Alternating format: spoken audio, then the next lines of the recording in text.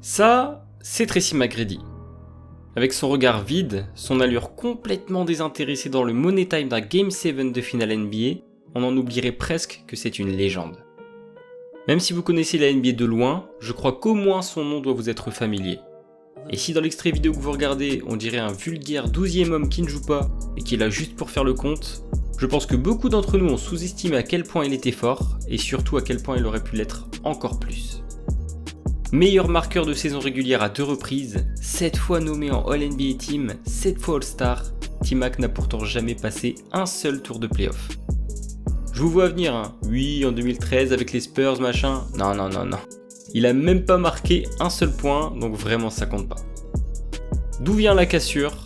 Comment la fin de son aventure NBA est devenue aussi dramatique? Quand le manque de sérieux et les blessures ruinent une carrière, c'est parti pour retracer l'aventure NBA de monsieur Tracy McGrady.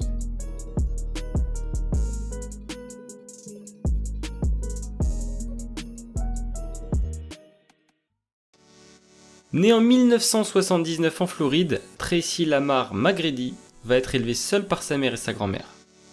Souffrant du manque d'une figure paternelle, les chances sont souvent minces pour un gamin qui va grandir dans la pauvreté.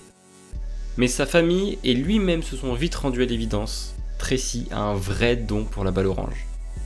Il va donc trouver refuge dans le basketball avec des rêves de NBA plein la tête. Toute son adolescence sera d'ailleurs bercée par l'arrivée de 2 franchises NBA proches de chez lui, le Orlando Magic et le Heat de Miami. Bon, c'est vrai, T-Mac a toujours eu une petite préférence pour l'équipe emmenée à l'époque par Shaq Penny. Et vous allez voir que comme son idole, le numéro 1 va le suivre toute sa carrière. Dès le lycée, on a vu sur les parquets un talent générationnel s'exprimer. Dunk, lay-up, shoot à distance et même des contres, déjà la panoplie d'un grand quoi. 1996. T-Mac impressionne à l'échelle locale, mais pour le moment, ça reste un illustre inconnu aux yeux du grand public. Et c'est là que rentre en jeu le Adidas ABCD Camp. Tracy est le dernier joueur à faire partie de l'aventure pour ce camp d'entraînement, et on lui attribue le numéro 175. Bon, pour la faire courte, le dossard correspond à peu près au classement du camp. Et porter le 175, ça signifie tout simplement que tu es considéré comme le plus faible parmi tous les joueurs. En se frottant au meilleur prospect du pays pendant plusieurs jours, devinez qui ressort avec le numéro 1 sur les épaules? T-Mac, évidemment. Après ça, le jeune gamin de Floride enchaîne les grosses perfs au lycée et ne cache plus son ambition de vouloir rejoindre la grande ligue. Et là se pose toute la question. A-t-il ce qu'il faut pour réussir à se faire un nom? Si l'histoire est magnifique pour certains lycéens, d'autres n'arriveront jamais à percer, cédant sous la pression ou tout simplement parce qu'ils n'étaient pas prêts à affronter le monde sauvage de la NBA. Et au moment où T-Mac s'apprête à mettre un pied dans la ligue, Kobe Bryant ou encore Kevin Garnett, ces joueurs qui deviendront d'énormes stars en sortant du lycée, n'en sont qu'au tout début de leur carrière. Donc au final, tu peux tout aussi bien faire une carrière à la Kwame Brown. Ouais, c'est tout de suite beaucoup moins bien. À l'aube de la draft, le jour le plus important de sa carrière, et même si l'avenir paraît un peu flou, T-Mac a faim, très faim. La question de l'université ne s'est même pas posée, même si un cursus comme Kentucky viendra toquer à la porte, Tracy reste concentré sur son objectif numéro 1. A ce moment-là, on est le 25 juin 1997, Tracy McGrady est choisi à la 9ème position de la draft par la toute jeune franchise des Toronto Raptors. L'histoire est en marche.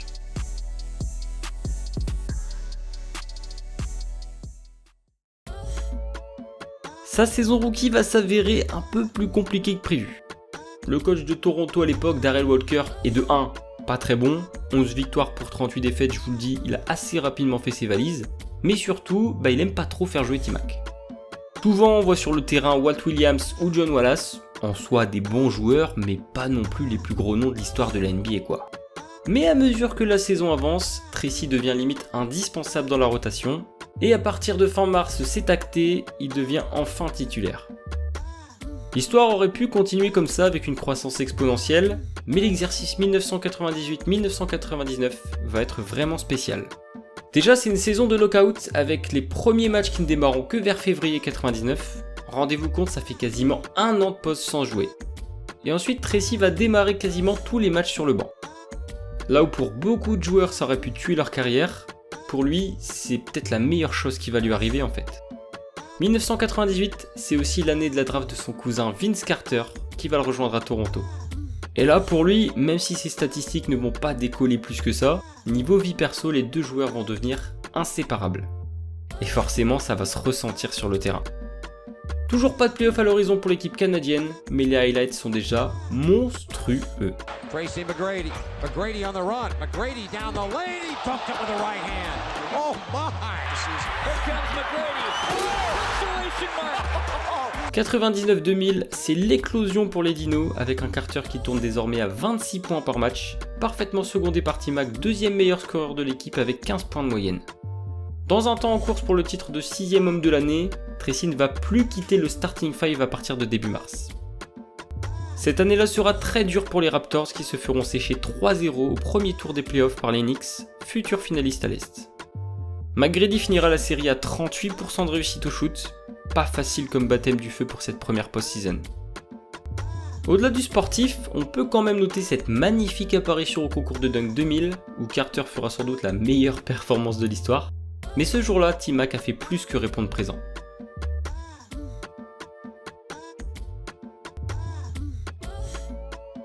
La hype de l'équipe grimpe encore d'un cran. En dépit des bons résultats affichés par Toronto, T-Mac ne jouera plus sous les couleurs des Raptors après ce passage de simplement 3 ans. Selon lui, dans l'ombre de son cousin, il estime que son heure est venue de devenir à son tour franchise player. Je veux partir quelque part où je serai la première option. Je pense que je suis le genre de mec qui fait bouger les choses. La pilule est dure à avaler pour Carter, mais l'envie de McGrady était trop forte. Le Floridien voulait revenir dans sa région natale pour grandir et assouvir sa soif de victoire en étant aux commandes du navire. Et dans un sens, ça paraît complètement logique. Dans son sillage, il fera venir une autre superstar de la NBA à Orlando, Grant Hill. Et au moment où les deux compères arrivent en ville, je vous le dis, c'est la folie. Sous les ordres d'un jeune Doc Rivers, tout le monde se met à rêver du titre NBA tant convoité. Le siège de superstar laissé à l'abandon depuis le départ de Penny Hardaway un an auparavant semble donc tout droit destiné au roi T-Mac. Car l'aventure Orlando va devoir se faire en solo pour Tracy. Après seulement 4 matchs disputés ensemble, Grant Hill se blesse à la cheville et se retrouve contraint de laisser ses coéquipiers pour toute la saison 2000-2001. Et cet épisode n'est que le début de 4 années de galère où celui que l'on estime être le futur Michael Jordan restera à l'infirmerie, loupant au passage 281 matchs sur 328 possibles. En attendant, T-Mac qui voulait être le seul sous le feu des projecteurs, il n'y avait pas meilleure rampe de lancement que celle-ci. Commence alors une véritable croisade pour compenser l'absence d'une deuxième star, et dès les premiers matchs sous ces nouvelles couleurs, on a vite compris que McGrady n'était pas venu faire du tourisme à Orlando.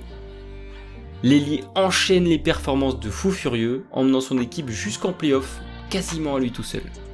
À ce moment-là, on se rend compte que tout son discours, en disant qu'il voulait partir de Toronto, qu'il voulait devenir la star d'une équipe, ce n'était pas qu'une illusion. Déjà à ce moment-là, il est trop fort. Je pense que d'ailleurs c'est ma période préférée de T-Mac. Ses performances et son explosion statistique vont naturellement l'amener à devenir All-Star pour la première fois de sa jeune carrière, et il sera même nommé MIP de la saison 2001. Le CV commence à se remplir tout doucement. Après, j'aime bien Darrell Armstrong ou Mike Miller, mais c'est trop dur pour T-Mac d'emmener un effectif comme celui-ci au-delà du premier tour des playoffs. L'apogée de son art est atteint lorsque McGrady devient en l'espace de 2 saisons le meilleur marqueur de la NBA avec une pointe à 32,1 points de moyenne lors de l'exercice 2002-2003. Je sais que c'est un peu dur de se rendre compte, mais c'est une saison à la Kobe, à la Jordan, c'est même mieux que n'importe quelle saison au scoring de LeBron, c'est légendaire, tout simplement. Malgré de belles promesses en saison régulière, le Magic d'Orlando va toujours se retrouver dans le range des places 5 à 8, ce qui signifie pas d'avantage du terrain en playoff et surtout des adversaires plus que coriaces à affronter. La mascarade va durer 3 ans de plus pour T-Mac, avec à chaque fois des coups d'arrêt face au premier, deuxième ou troisième de la conférence Est. La marche est tout simplement trop haute pour qu'il puisse faire quoi que ce soit. L'ailier est un peu seul dans l'équipe, et malgré l'arrivée de joueurs plus confirmés comme Tyronn Lue ou encore Drew Gooden, les résultats ne seront jamais ceux espérés. Et pourtant, Dieu sait qu'il nous a fait des performances de gros malades. 46 points en playoff contre les Pistons, 49, 50, puis 62 points pour écraser sa victime préférée, les Wizards. Bref, le niveau de jeu proposé par le numéro 1 est indécent, mais il semble marqué dans le vent. Faut dire que le mec ne met pas toutes les chances de son côté non plus. En avril 2003, son équipe fait plus que tenir tête au premier de la conférence Est Détroit en menant la série 3 manches à 1. En interview, T-Mac déclarera « Ça fait du bien d'être au second tour ». Ouais, faut croire que le karma s'est bien occupé de lui. Orlando va perdre les 3 matchs derrière et T-Mac est juste passé pour un énorme con. À la fin de la saison 2003-2004, trop c'est trop. Orlando finit la saison avec un bilan pitoyable de 21 victoires pour 61 défaites, en étant au passage dernier de la conférence Est. McGrady se dit alors qu'il est temps de s'échapper de ce marasme qu'est devenu le Magic.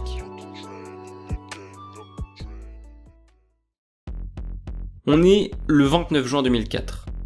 Le couronnement des Detroit Pistons date de quelques semaines tout au plus, et c'est tout de suite après la fin de la saison que le Magic décide de faire péter tout son effectif. Tracy décolle direction le Texas, accompagné par Juwan Howard, Tyronn Lue et Rhys Gaines, contre Steve Francis, Coutinho Mobley et Kelvin Cato. Je vous le dis, un trade bien pourri comme on les aime, avec d'un côté de l'or qui arrive entre les mains des Rockets, et de l'autre, 3 cacahuètes et Steve Francis, qui, avec tout l'amour que j'ai pour lui, n'arrivera jamais au niveau de T-Mac. Après, laquelle des deux franchises va arriver en première en finale NBA, ça c'est un autre débat. À ce moment-là, quand on jette un coup d'œil à l'effectif des Rockets, on se dit que tôt ou tard l'équipe finira par imiter l'équipe championne de 94, puis 95 emmenée par un certain Hakeem Olajuwon. En plus d'un Tracy McGrady dans son prime, l'équipe dispose aussi à l'intérieur d'une arme redoutable, le géant chinois Yao Ming. Avant d'avoir fait le moindre match ensemble, le duo effraie déjà toute la concurrence. La sauce ne va malheureusement pas prendre tout de suite, et les Rockets vont péniblement débuter leur saison avec une 9ème place au bout de 33 matchs, bien loin des objectifs de l'équipe. C'est là que va naître un moment de légende. Les Rockets à la peine doivent affronter à domicile l'équipe des Texans de San Antonio, qui déjà à cette époque écrase tout sur leur passage. Auréolés de 2 bagues de champion et en route pour s'offrir un 3ème sacre cette année-là, les coéquipiers de Tim Duncan sont ultra favoris dans ce match. La physionomie de la rencontre va donner raison aux attentes et après 4 quarts-temps largement dominés, les Spurs pointent à 8 unités d'avance. C'est là que la magie opère. 35 secondes, c'est tout ce qu'il aura fallu à T-Mac pour anéantir les espoirs texans. À coups de tirs plus clutch les uns que les autres, l'ailier des Rockets fait exploser le Toyota Center. On ne peut qu'admirer ce qu'il fait. C'est surréaliste. Personne n'y croit, même pas les joueurs de San Antonio qui deviennent presque spectateurs de leur propre match. L'hystérie collective en ferait même oublier toutes les galères du côté de Houston. Après ce match, on peut le dire, la machine s'est vraiment lancée et les Rockets vont réussir à atteindre les playoffs avec une 5ème place bien méritée. Ce sont les Mavericks du grand Dirk Nowitzki qui vont se dresser devant eux, bien décidés eux aussi à passer un tour. Cette série est d'une intensité rare, et encore une fois, on va avoir le droit à une autre facette de la palette offensive de T-Mac. Un poster incroyable. Limite à en faire pâlir son cousin Vince Carter. Mais je vous l'ai dit, McGrady n'est décidément pas un homme chanceux dans ses rendez-vous de post-season. Bien que sur les 7 manches de la série on ait à chaque fois lui ou Yao Ming en tant que meilleur marqueur du match, le duel entre Texans tournera en faveur des Mavs. De quoi avoir beaucoup de regrets avec 3 défaites sous la barre des 4 points. La suite ne sera qu'une lente descente aux enfers, où chaque lueur d'espoir sera vite éteinte, soit par une blessure pour lui, ou pour son coéquipier Yao Ming. Alors oui, on va encore avoir le droit à des saisons incroyables, avec des moyennes s'approchant toujours des 25 points, mais le Jazz par 2 fois, puis des problèmes aux genoux et au dos viendront priver Tracy McGrady à chaque fois du second tour des playoffs. Quand il est en forme, c'est son individualisme qui est très souvent critiqué. Lui, le héros pendant 35 secondes un soir de décembre 2004, devient le bouc émissaire et soi-disant l'unique raison pour laquelle Houston ne gagne pas. Quand il se retrouve blessé, tout le monde se met à critiquer son éthique de travail ou son envie. Ça en deviendrait presque trop facile de lui tomber dessus à chaque fois. Le corps de McGrady le laisse de moins en moins tranquille, et à mesure que les saisons avancent, il se retrouve contraint de jouer moins souvent, mais aussi moins longtemps. Après une énième déception pour les Rockets, le joueur craque et ne peut retenir ses larmes en conférence de presse.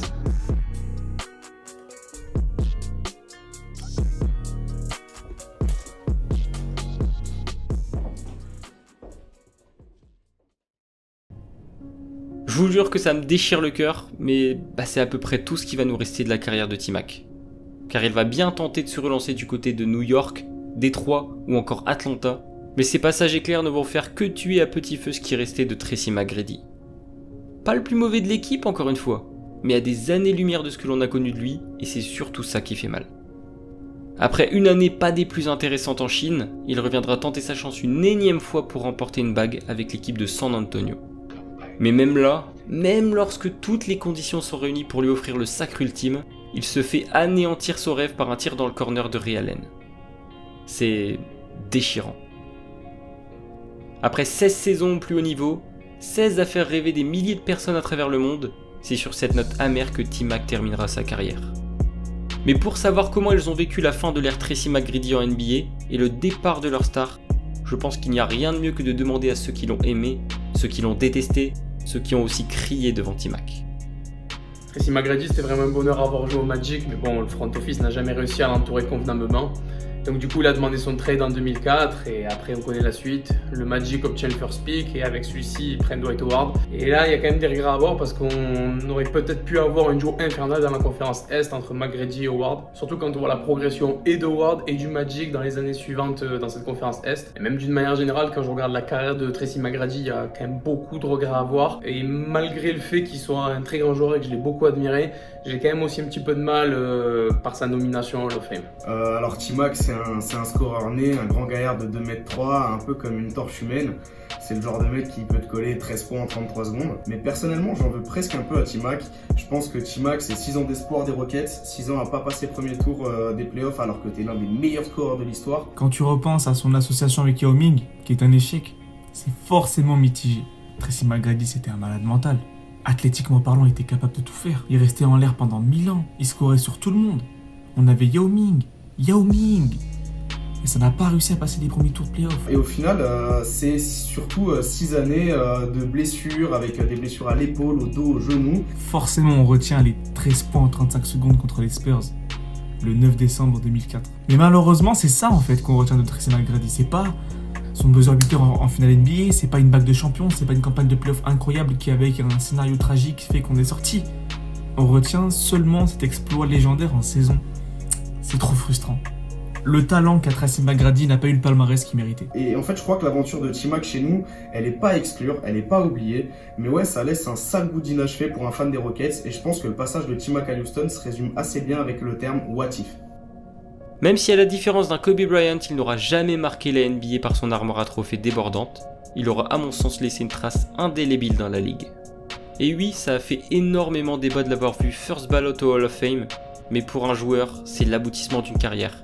Et même sans être d'accord, on doit respecter ce qu'il a fait en NBA. Je reste persuadé que s'il avait eu une éthique de travail irréprochable, s'il avait peut-être eu un petit peu plus de chance là où il est tombé, on aurait pu avoir l'un des meilleurs joueurs de tous les temps. Malheureusement, ça on ne le saura jamais. We played together for 2 years, and I went to Orlando, and it was a tough decision to leave, but going home, playing in front of the hometown, because I grew up in that area, right? Yeah. For sure. So now that I look back, it's all over. I wish I had stayed, man. Really? I swear. I swear I wish I had stayed. Really? Because yeah, I mean, I've grown, you know, the 2 years that we played together, and I regret that I did leave because Toronto was a beautiful city.